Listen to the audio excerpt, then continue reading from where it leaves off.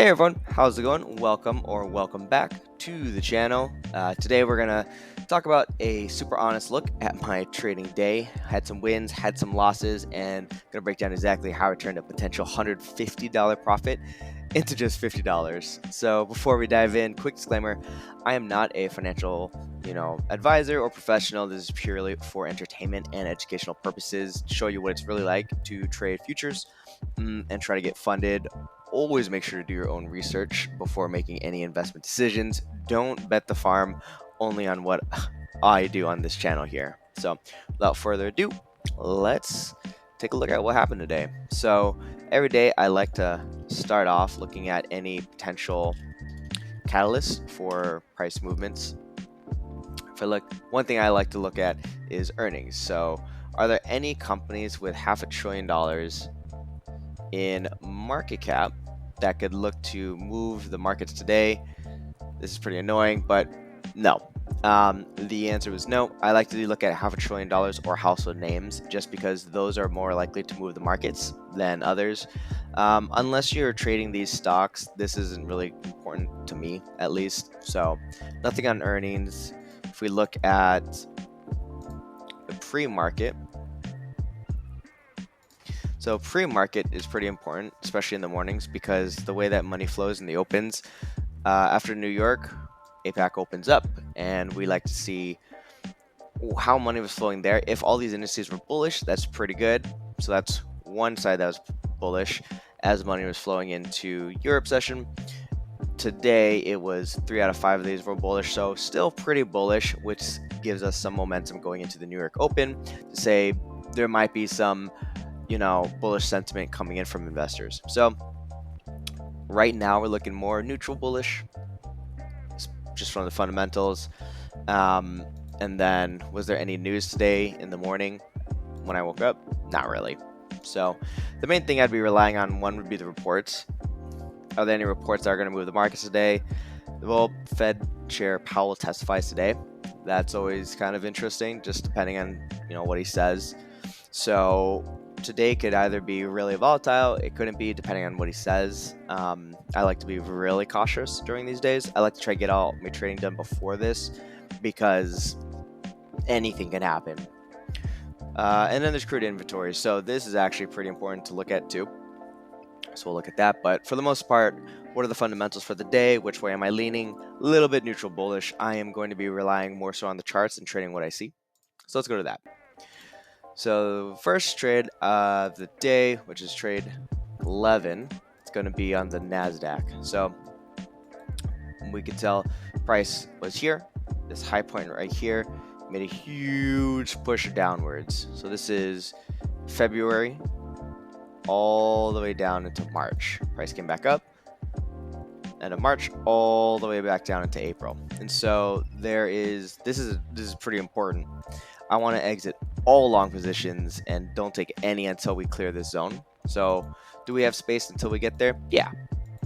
On the 4-hour time frame, this tells me the momentum of the market. Which way should I be trading? Which way is money flowing? Like we were looking at the pre-market. Bullish, right? We could tell the EMAs, they're bullish. We could tell because this is a huge impulsive move to the top side. We can also see these highs right here. Price kept wicking, couldn't really close above, and now we have this break and close above this area, which means bulls are in control, at least for the moment. So I'm looking to go long. Where can I go long? Well, there's this area. I usually look for high volume, but there's this little area overnight that made a higher high. There's a big battle, bulls and bears. No one was winning, and then boop, we got up. So yeah, I would look to go long today. And so what I did, drop down to a 5-minute time frame. Price is moving upwards out of this zone, and so I would be looking to go long. So we go here, get this high. Price couldn't really do anything.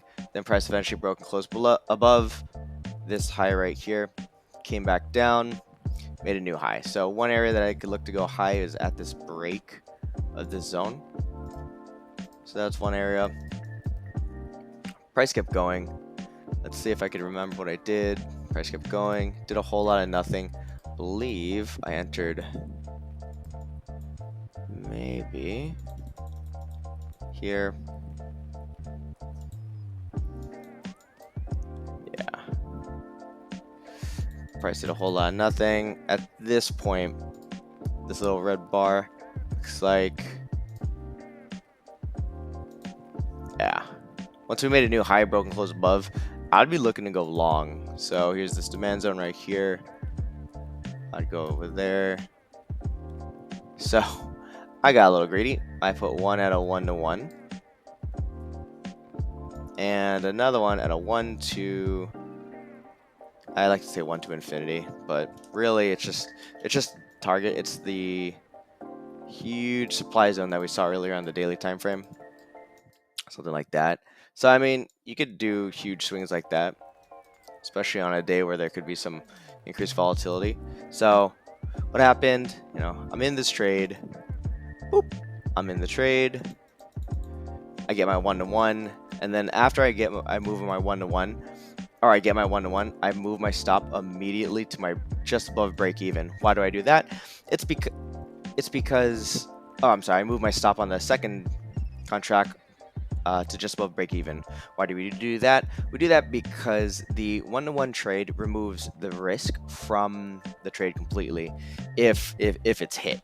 So for example, if your max trade for a day is $100, you take that, split it in two, that's 50. 50 for a 1-to-1 and 50 for 1 to infinity. And the idea is that it's a way to manage your risk, because a 1-to-1 movement, it's more likely to happen than a 11-to-1 movement. And so this 1-to-1 hit, I got in, I got out, I moved my stop to break even, to just above break even. So that way, if this trade goes against me, worst case scenario, I make maybe like 40 bucks, 20 bucks, I think is what it was here. Best case scenario, I make a ton of money.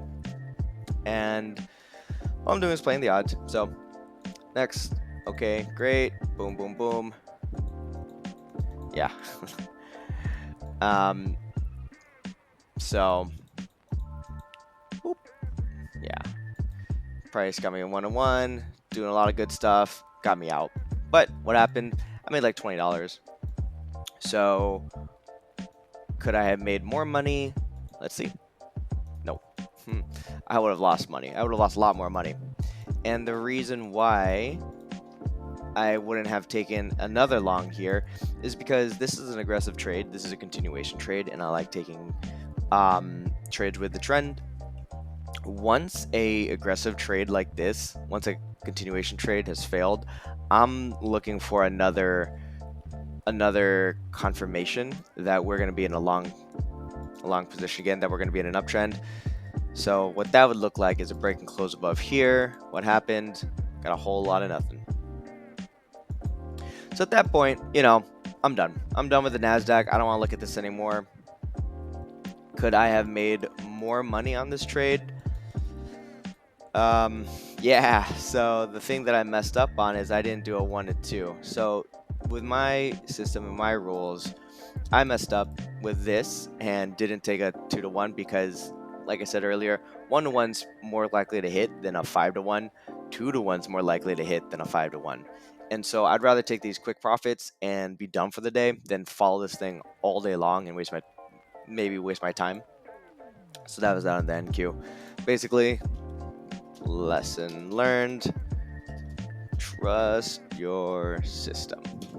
So that was that. That's lesson 1 for today. Lesson 2. Let's look at the Japanese yen. So this one is just another rule break, and I missed out on a lot of profits. So if we look here at the daily trend, the daily, kind of hard to see, but if we look at the daily chart, it's doing a whole lot of nothing. I would say this is more bearish, but still somewhat sideways. Price hasn't been able to break through here and close, and price hasn't been able to break under here and close. So we're more or less sideways. I'd be looking to trade the extremes. On a 4-hour momentum, this is clearly bearish, but we do have some demand here. And look, this is an extreme. Price came down to here, stopped, bulls pushed it all the way back up to this extreme here.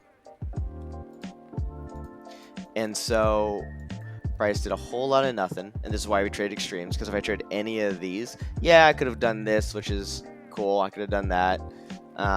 If I tried this, would have gone going long here. I would have gone stopped out, tried going long here. Yeah, I guess that would have worked, but that's just way too much work for, you know, for my trading strategy. I would rather keep it simple, so that way all my brain power can be on the execution and keeping my emotions in check.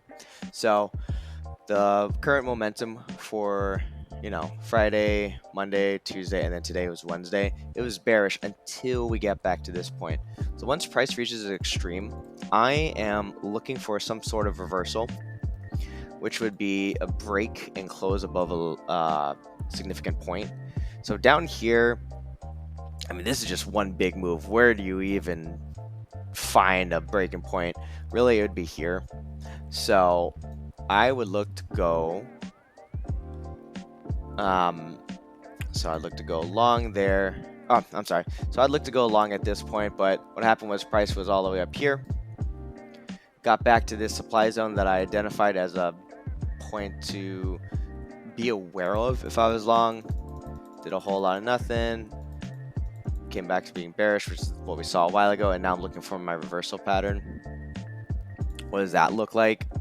So let's go to a 3-minute time frame. Price came all the way down into my demand zone. There was this high right here. Price broke and closed above, so I would be interested in going long here, but I looks like I missed out of that. Missed out of that. Did a whole lot of nothing. So I missed out on this. So I missed out on this trade because at this point, price didn't really give me confidence to go long. I was looking for price to break this zone, so that way I have more confidence to be long because of how much bearish sentiment was in the market at the time. Keep going, keep going, keep going. Whole lot of nothing. Whole lot of nothing. Whole lot of nothing. Boom, break and close above. So now I'm interested in going long here at this point. Why? Because bears tried to maintain this price zone, came all the way down to here. Bulls pushed it up, broke and closed above, and at that point, we have a change in who's in control.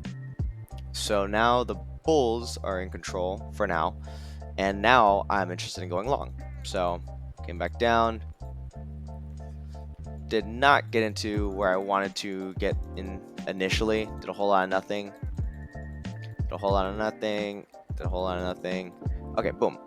So now I want to get long again. Why?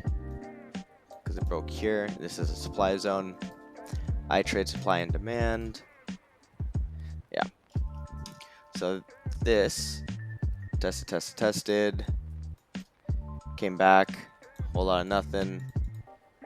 Boom, got up, was able to get through it. So what I did, yeah. So what I did here was I got in down here. Let's see, I believe I got in right here, sorry. So I get in right here. This is where I entered. And really, this is where I had my entry. Then I had my stop.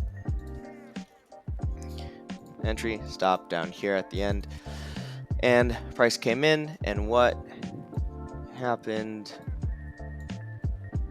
So earlier I talked about having two trades, a 1-to-1 and a 1-to-infinity.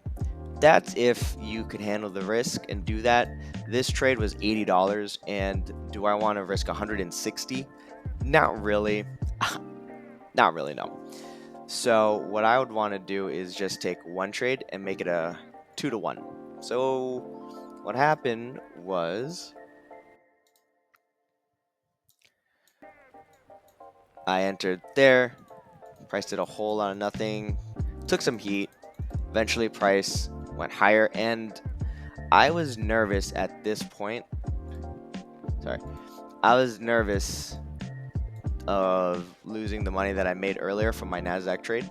And so I moved my stop all the way to here. Why did I do that? Because it's a color change. Usually I look for color changes to signify when the bulls or the bears took over. I use green for buy orders, I use red for sell orders, and basically it just tells me it's like red light, green light, red is stop, green is go. This tells me that I can go long around here. And so really I would figure bears lost control here. So there shouldn't be any bears thinking, "Oh, you know what? We should push it down lower." So I moved it up here. The other way you could see it is that this is just a red bar in a sea of green, so why not just put it under there? Simple way to think about it. I like keeping it simple, and so I moved it up there. Price, I guess we didn't see it here, but I moved it pretty tight. Price stopped me out here, which is really upsetting. But what would have happened if I listened to my rules and did not move it? You got your infinity trade. So, lesson 2, stick to your rules. Stick to your rules. So, lessons that we learned today were basically, make sure that you have a system that you execute flawlessly every time, and make sure that you listen to your rules. If I listened to my rules, instead of making $50, this would have been another trade. I forget what the math comes out to. I didn't write it down, but if I just stuck to it, I wouldn't have lost money on this trade. I would have made a ton of money. On the NASDAQ, if I stuck to my rules and took my 1-to-1 and my 2-to-1, I would have made a lot more money instead of just making 20 bucks. So those are my lessons for today. That's just kind of wrap things up on today's recap. Now, as you can see, not every trading day is perfect, and sometimes the biggest lessons come from our own mistakes. So, learning and growing, it's what this journey is all about.